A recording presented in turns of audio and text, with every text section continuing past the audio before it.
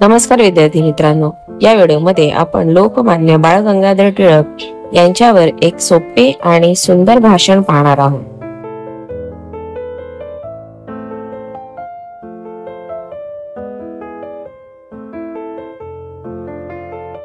आदरणीय मुख्याध्यापक, शिक्षक वृंद आणि माझ्या प्रिय मित्रमैत्रिणींनो, आज मी आपल्या समोर स्वातंत्र्य लढ्याचे महान योद्धा, राष्ट्रपिता म्हणून ओळखले जाणारे लोकमान्य बाळ गंगाधर टिळक यांच्याविषयी थोडं बोलणार आहे।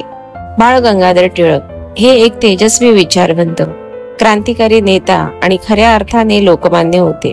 त्यांचा जन्म 23 जुलै 1856 रोजी झाला। त्यांनी गणित आणि संस्कृत यांसारख्या विषयात प्रावीण्य मिळवलं, पण त्यांचं खरं कार्य सुरू झालं देशासाठी।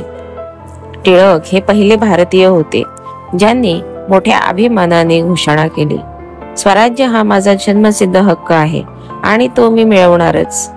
ही घोषणा आजही प्रत्येक भारतीयाच्या मनात चैतन्य निर्माण करते। टिळकांनी केसरी आणि मराठा हे वृत्तपत्र सुरू करून इंग्रजांवर कडाडून टीका केली। त्यांनी गणेश उत्सव आणि शिवजयंती यासारखे सार्वजनिक सण सुरू करून लोकांना एकत्र आणले। त्यांचे विचार, त्यांचा जाज्वल्य देशप्रेम आणि संघर्षाची भावना हीच आज आपल्या देशाला स्वातंत्र्य मिळवून देण्यासाठी पहिला टप्पा ठरले। त्यांनी केवळ इंग्रजांविरोधात लढा दिला नाही, तर भारतीय जनतेच्या मनात अभिमान, जागरूकता आणि देशभक्तीचा जाज्वल्य दीप पेटवला। त्यांचं संपूर्ण आयुष्य एक दीपस्तंभ आहे, जो आजही आपल्याला अंधारातून प्रकाशाकडे घेऊन जातो।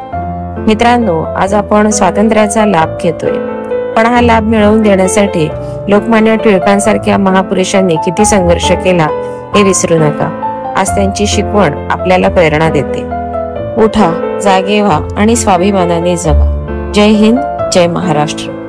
व्हिडिओ आवडला तर व्हिडिओला नक्की लाईक करा, चॅनलला सबस्क्राईब करा। थँक्यू।